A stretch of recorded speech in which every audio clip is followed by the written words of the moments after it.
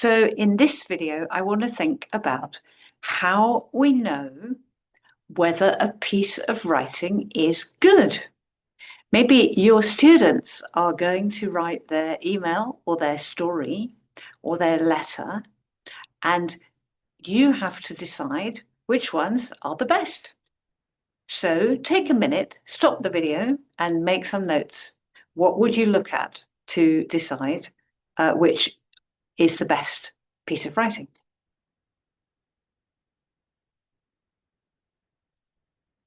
Oh,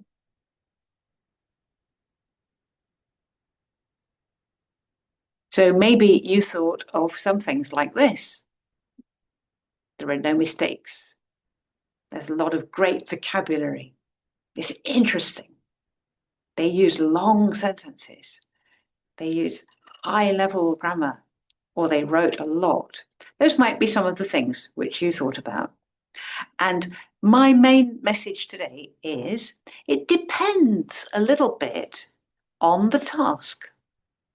Maybe you decide that creativity and interesting content is more important than having no mistakes for some activities.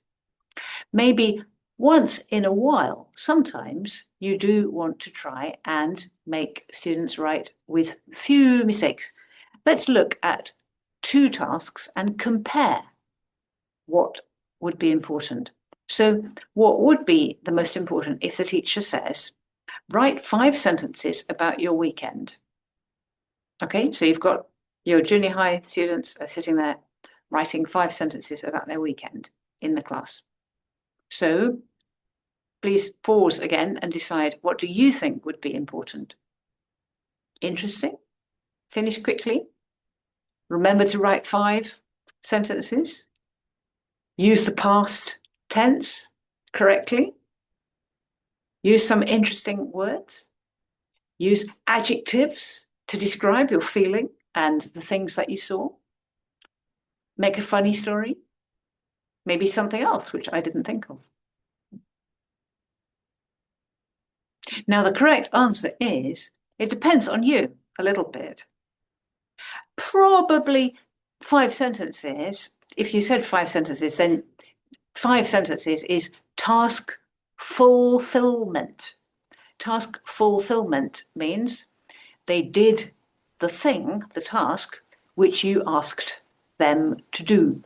And in the real world, task fulfillment is quite important. So for me, probably task fulfillment is important and interesting content is important, usually. And the other things are all a bonus. We need correctness enough that we can understand. Compare this task. Write 5 sentences about what you did last weekend and be sure to make the verbs in the past tense. Would the criteria be different compared to the previous exercise?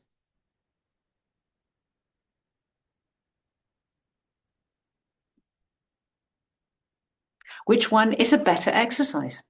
Or does it depend on something? Interesting, isn't it? And so this is a matter of opinion a little bit, but maybe if you told them, be sure to make the verbs the past tense, that means grammatical correctness is going to be more important in this one.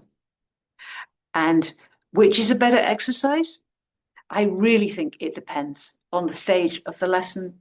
It depends on the relationships between the students and the goal of the class. Maybe you want them to write so that they can speak to their partner. Maybe you want them to write because they're practicing for an exam. If they're practicing for an exam where communication is important, then the speed is important. If they're practicing for an exam where grammar is important, then grammatical correctness is important. So it's a little bit a matter of opinion.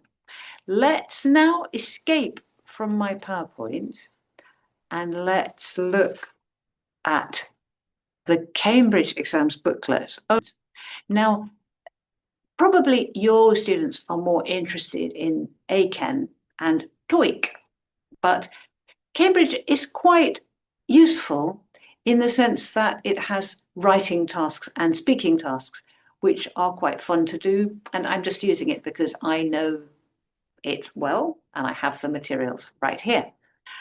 Let's take a look at 2 pages in this book about assessing writing. You can download this online if you Google for it. And so you can see they've divided the assessment into content, organization, and language. And they have just put a plus and a minus, a tick and a check.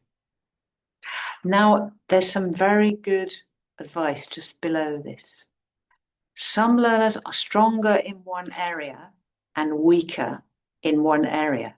For example, maybe they include all the points, content, but they also make frequent grammar and vocabulary mistakes. So language, they're not so good. In the exam, they will receive a separate mark for each sub-scale. Then they can see their areas of strength and weakness.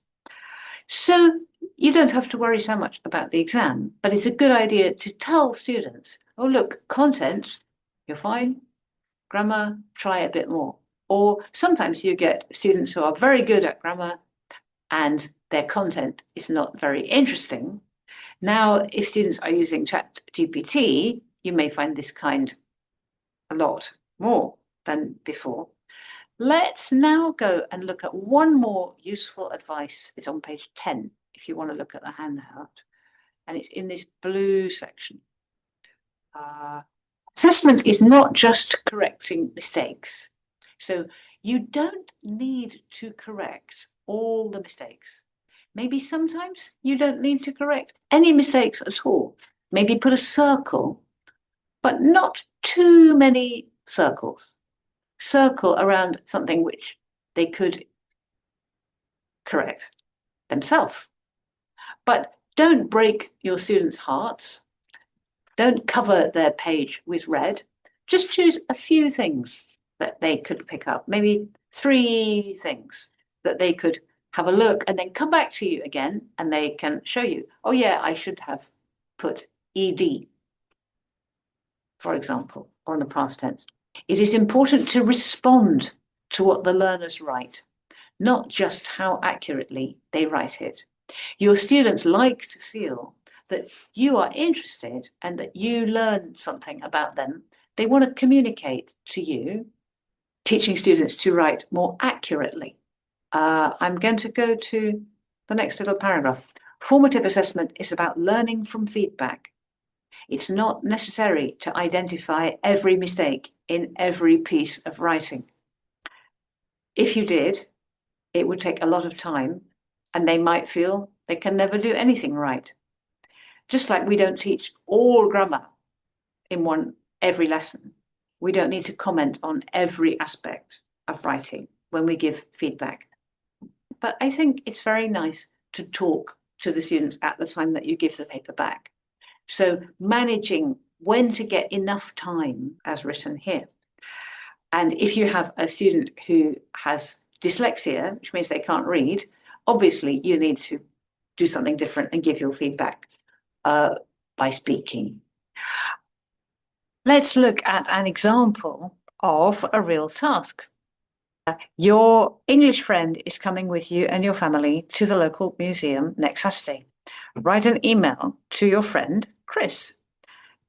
Tell Chris how you will travel to the museum, what he can see at the museum, what he needs to bring. Write 25 words or more. So let's look at an example by a real learner. If you have the paper book or the PDF, you can find it. Let's make it a little bit larger. Hello, Chris. Next Saturday, we're coming to the local museum. You must bring a bottle of water, some food, and €5. We can see many super synths We travel at museum on bus. Goodbye.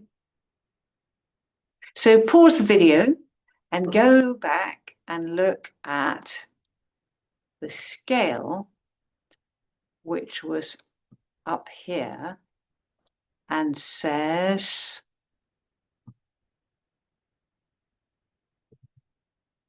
that's language. So let's go back and decide what we think. And make a note. 5 means very good and 0 means very bad. Let's look at this Dear Chris email again. If I can find it.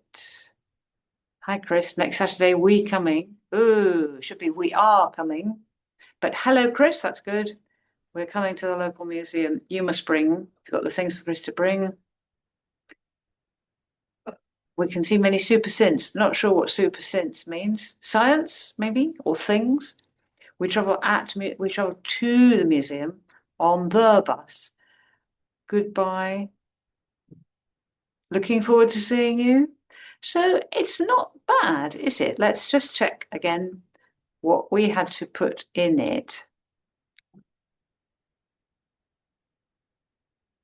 How you will travel, what he can see, what he needs to bring. This is task fulfillment. Tell him we're going to the museum, what to bring, and how to travel. We travel by bus. Yeah, good. We're going to the museum, what you need to bring, and we can see many super synths. Yeah, they've tried to do all the things. So for content, they're not bad. Just the language is a little bit middle, isn't it? A bit middling, not so excellent. So content 4, all content is relevant to the task. Organization 3, the text is connected and the information is presented in a logical order with the help of appropriate opening and closing salutations. Hello, Chris, goodbye. And they've got some linking words. High frequency means common, easy to use linking words, including next Saturday and. So they're giving 3 for organization. That's not bad. It's going to be like a C or a B. And language, basic vocabulary is okay.